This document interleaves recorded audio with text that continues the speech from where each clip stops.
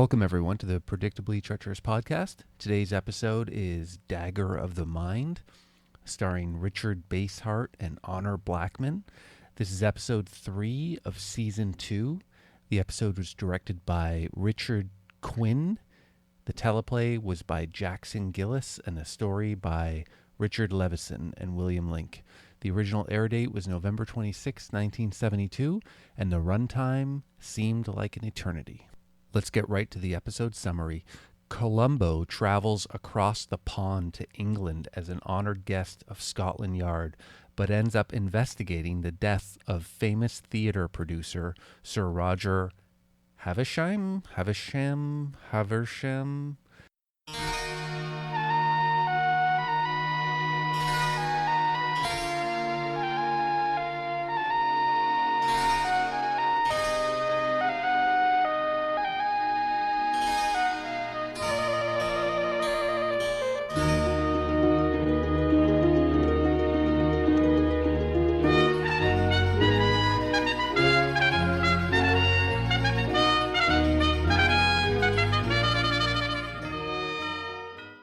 London. Some silly-ass Renaissance mystery music. A man in a car with tiny doors pulls over and gets some flowers from a street vendor and runs into a theater where they're rehearsing Macbeth.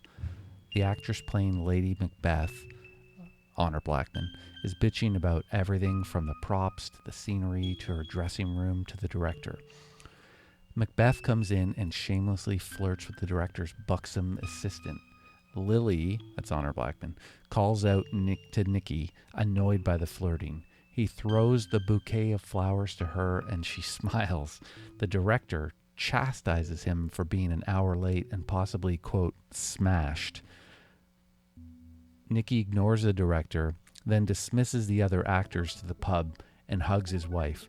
Then Nikki makes some joke. I think it was at the expense of Roger Haversham, the producer of the play.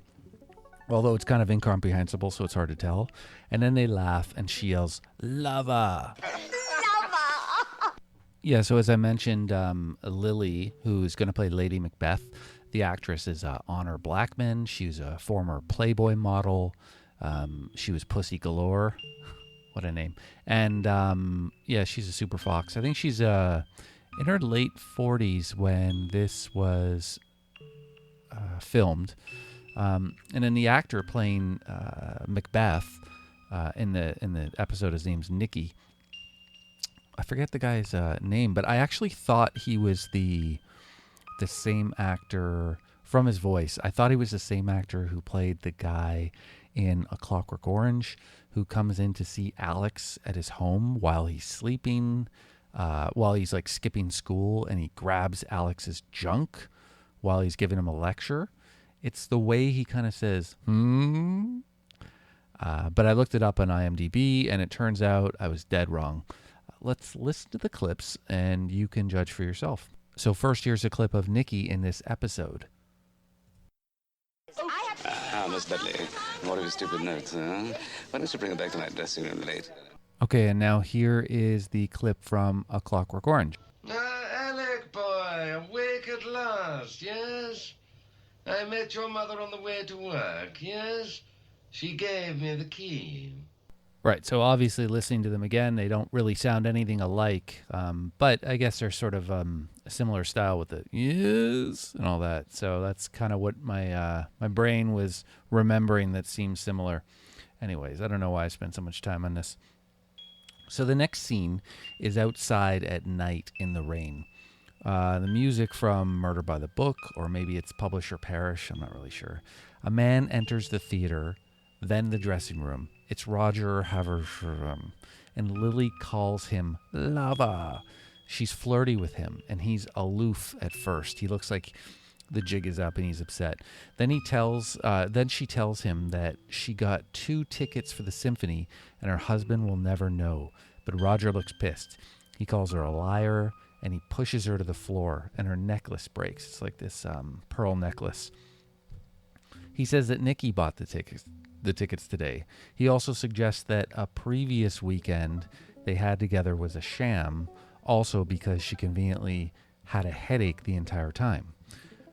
So Nikki enters the room at this point, and Roger calls him a conniving panderer and suggests that Nikki put Lily up to these fake rendezvous so that Roger would agree to fund a production starring a has-been actor and his aging Angelou, whatever that means. He says that he's going to cancel the play, the one tonight, and ensure that the two of them never work again. And he's about to leave, and Lily yells, "Stop him," to Nikki. And Nikki grabs Roger, and they struggle a little bit. And then this is the weirdest murder I've seen in Columbo, which is saying a lot. Lily picks up a container of skin cream, and Lily throws a container of skin cream at Roger, and it kills him. A container of skin cream at Roger, and it kills him. Not a beer keg or a piano or a brick. A 3-ounce plastic circular Nivea-like cream container. Okay, so at this point, the stagehand knocks on the door and tells them that it's curtain call. They say they'll be out in a minute and then discuss, like in whispers, like what they're going to do next. So they decide that no one will believe them if they say it was self-defense. And Lily says that Roger happened to mention that no one saw him arrive at the theater. Very convenient. So they decide to hide the body in a conveniently large and empty trunk that's in their dressing room until after the performance. So next we see the performance. There are literally 3 people, I think it's 3 or 5 or so, in the auditorium. Not auditorium, in the theater. It's good irony that they're performing a scene where Macbeth and Lady Macbeth are feeling guilty, like the out damn spot and such.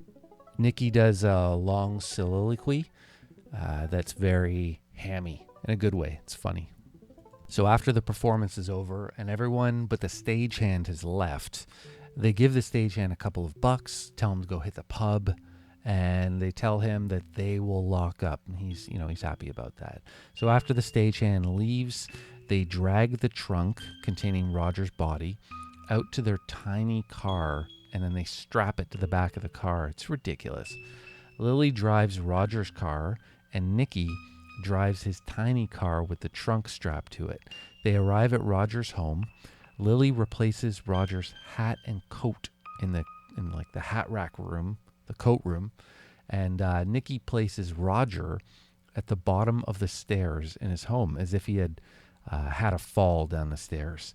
Then he places an open book face up on, a book open and face down on a table by an armchair in the study where Roger would have been.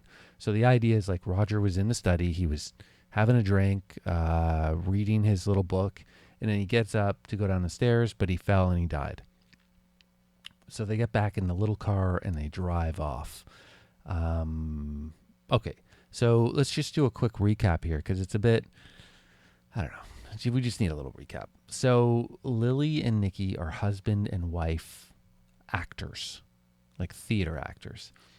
They seem to have manipulated Roger Haversham into putting on a production of Macbeth and allowing the two of them to star as Lord and Lady Macbeth.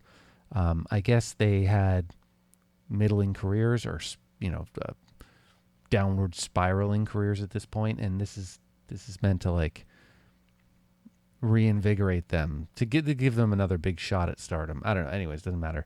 Roger goes to the theater to confront their treachery.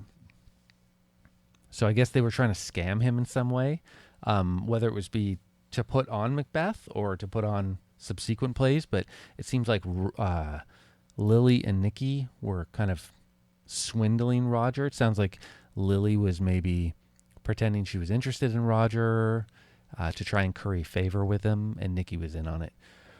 Anyway, so Roger goes to the theater to confront their treachery. They accidentally kill him with a 3-ounce container of skin cream. So here's the confusion that I'm having. During the struggle, Roger called them washed up. So I'm assuming that they wanted to use this performance to reinvigorate their careers. But we saw in the opening scene that they were not taking the performance seriously. They were doing whatever they could, actually, to sabotage things. It seemed like that anyway. Lily was being a diva, and Nicky was absent, and he was drunk. Yet when Roger threatened them with, "You'll never work in this town again," or something like that, Lily seemed concerned and shouted at Nicky to stop him. So my issue is that it just seems a little inconsistent that they weren't taking the play very seriously, but then were worried about having their reputations ruined by Roger bad-mouthing them.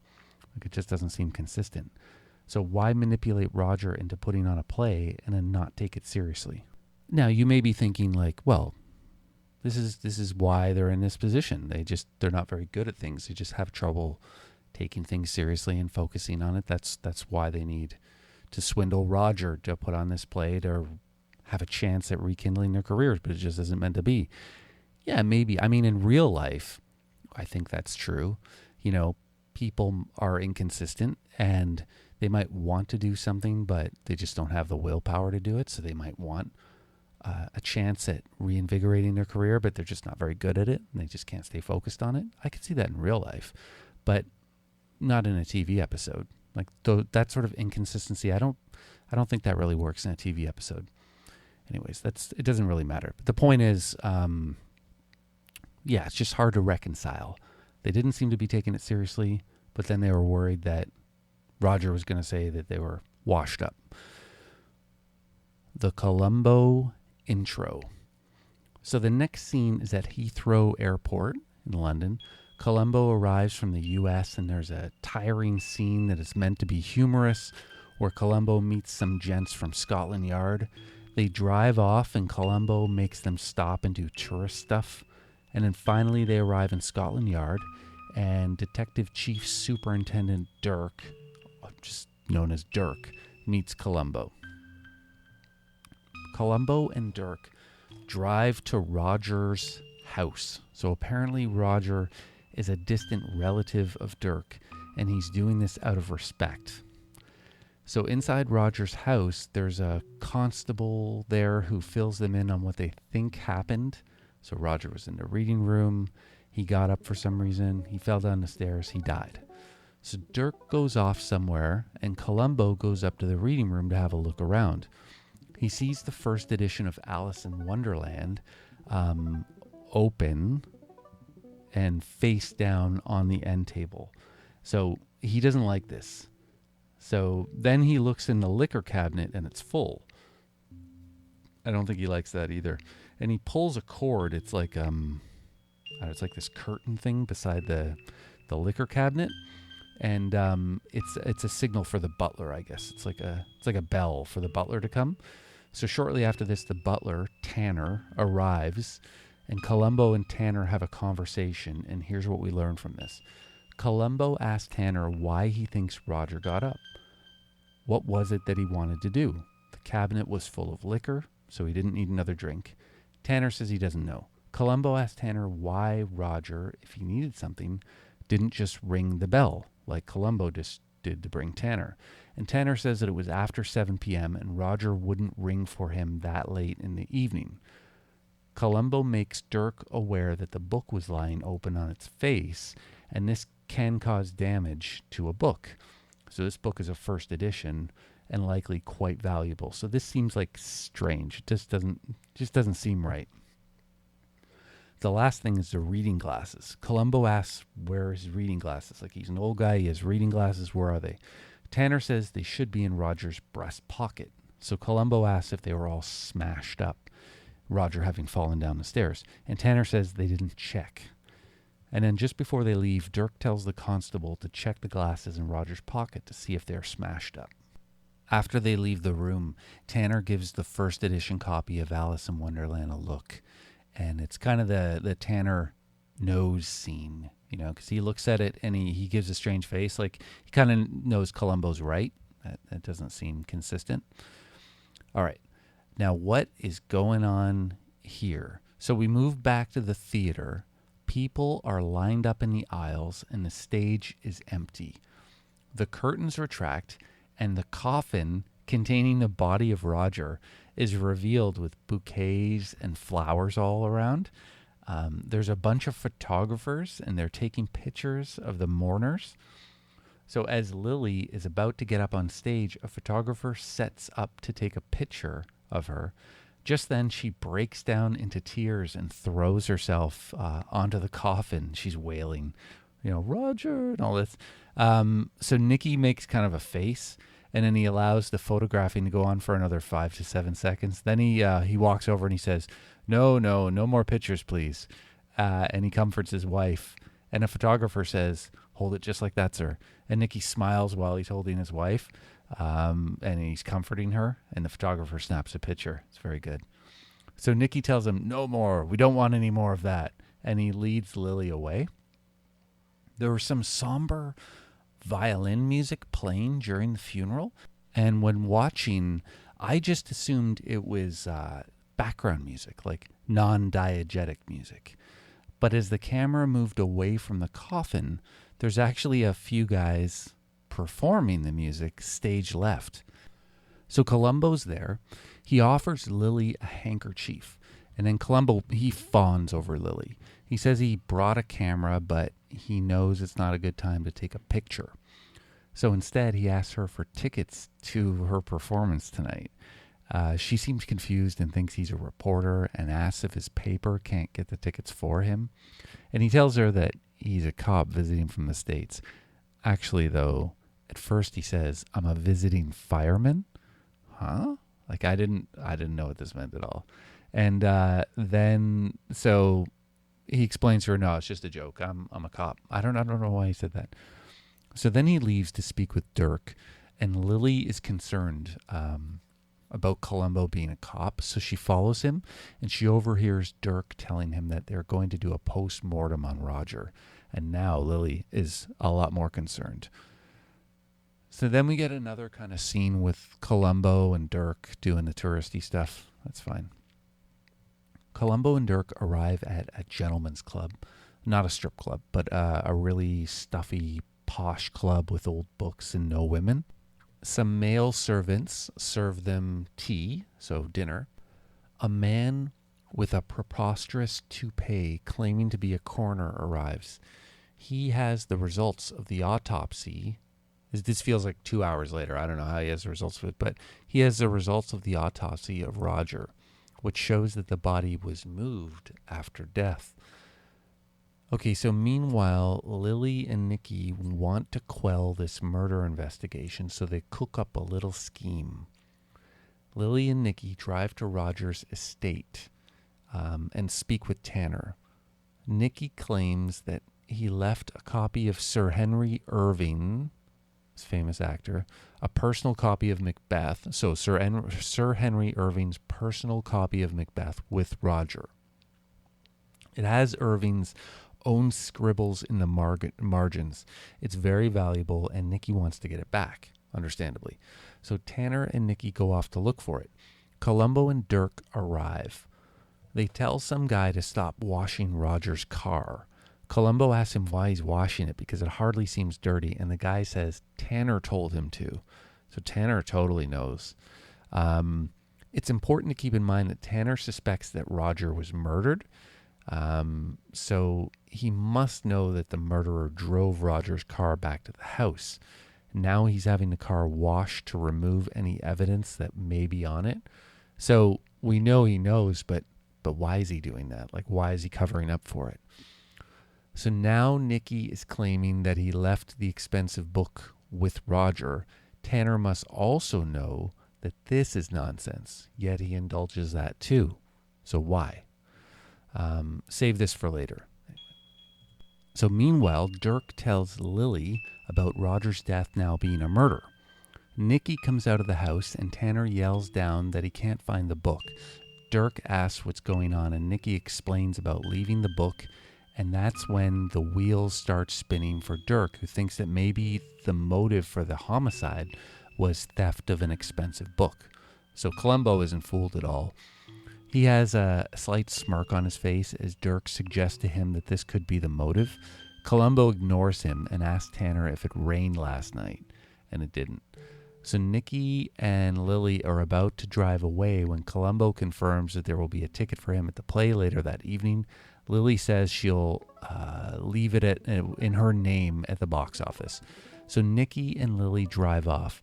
So now at the play, after the performance, the audience is mingling with the performers. Columbo is there and he is beaming. This has been the greatest experience of his life. He says, quote, better than any movie I've ever seen. A little time passes and Columbo starts asking Lily some questions. Then he asks Nikki the same questions. And the shot goes back and forth, like it's edited to go back and forth. So he asks one question and they answer, and it goes, he's asking the other one the next logical question. The idea you get is that he went and asked them both the same series of questions. And it gives you the sense that they rehearsed their story. So Columbo tells them as much. Let's listen to the clip.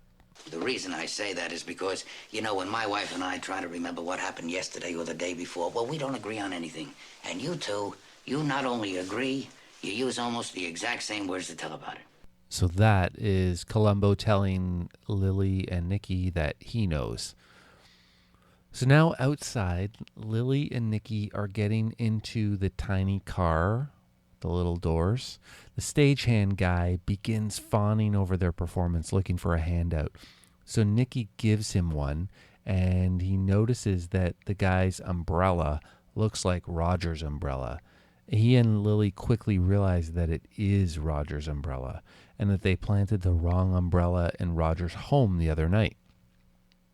So Nikki follows the handyman guy to the pub while Lily waits in the car. Nikki drinks with him until he gets access to the umbrella, and then he absconds with it. When the handyman leaves, it's raining.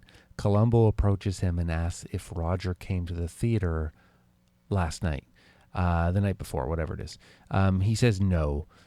He tells Columbo that he lost his umbrella and that he was just in the pub with Nikki. Now, Columbo really likes this, and then the scene ends. So now Nikki and Lily arrive in the tiny car outside of Roger's house. Lily hides Roger's umbrella in her coat, and they ring the doorbell.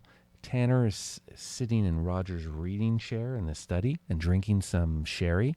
He answers the door. Nikki tells Tanner that he suddenly thought they should look for the book in the sunroom. So Lily stays behind while they go off to look for the book. Lily sneaks into the closet to leave the umbrella, but it's been cleaned out, and she doesn't want to leave it there on its own.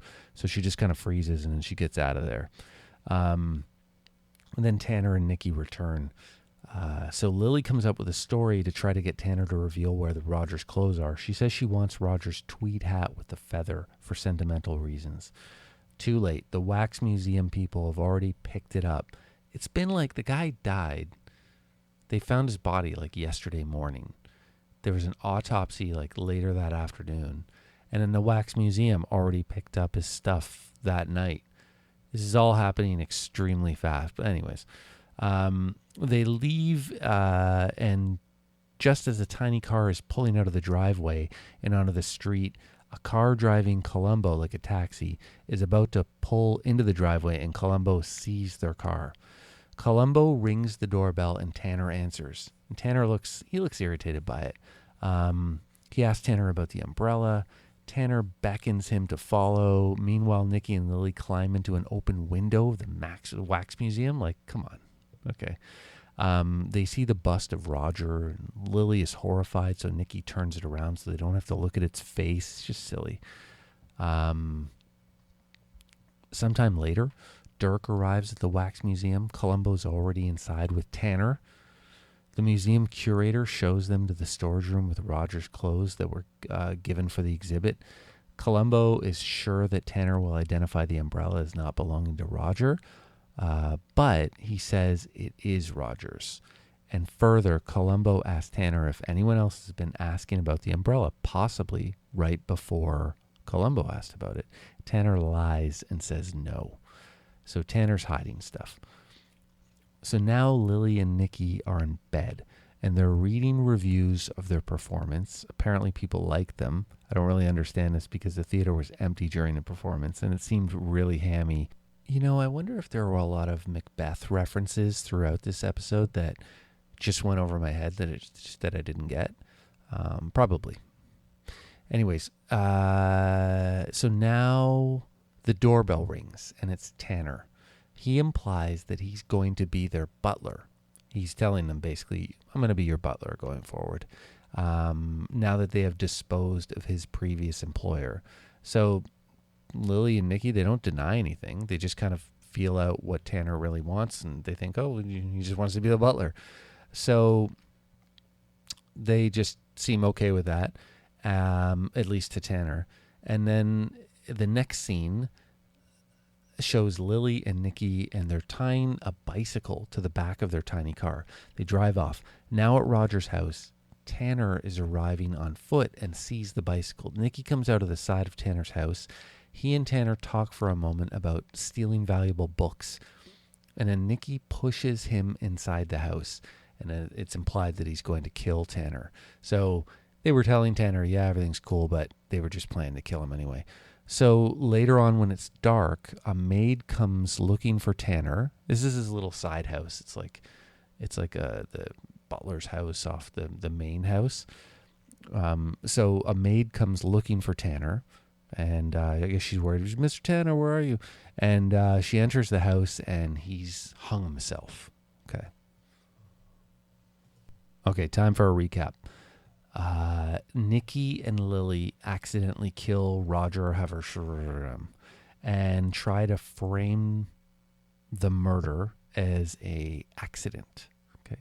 Tanner, the butler, discovers the treachery and tries to blackmail Nikki and Lily. But Nikki kills Tanner. Columbo has been investigating the case, but his time in England is running out. Will he have enough time to get Nikki and Lily? Let's find out. The Get.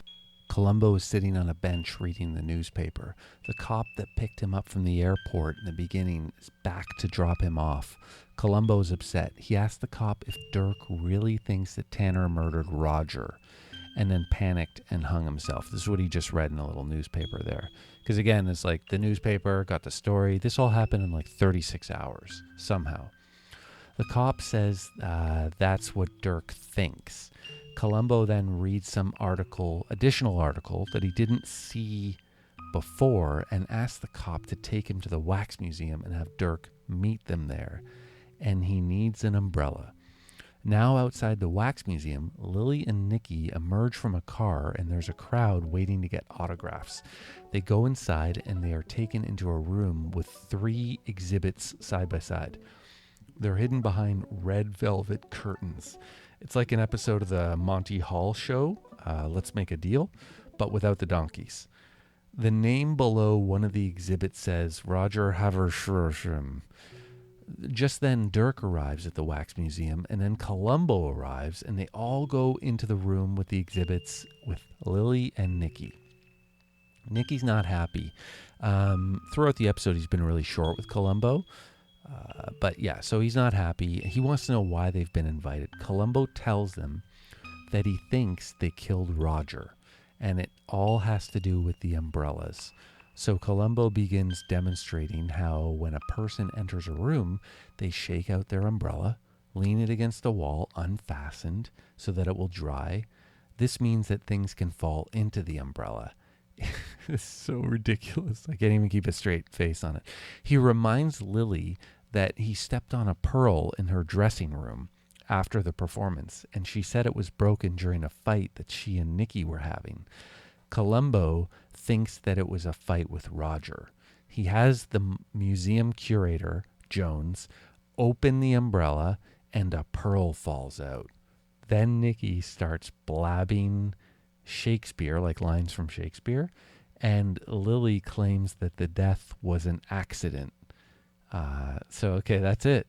Why do they always confess? Anyways, so after they are taken away by the 2 officers, Dirk asks Columbo, "Dear old boy, how did you know that the pearl would be in the umbrella? He doesn't say, I don't know what he says, but Columbo tells Dirk that when he wanted to get the attention of a pretty redhead I don't know why a redhead in school, then, so, okay, he says, well, when you wanted to get the attention of a pretty redhead in school, and then he uses his thumb, he kind of flips a pearl into a tiny bowl.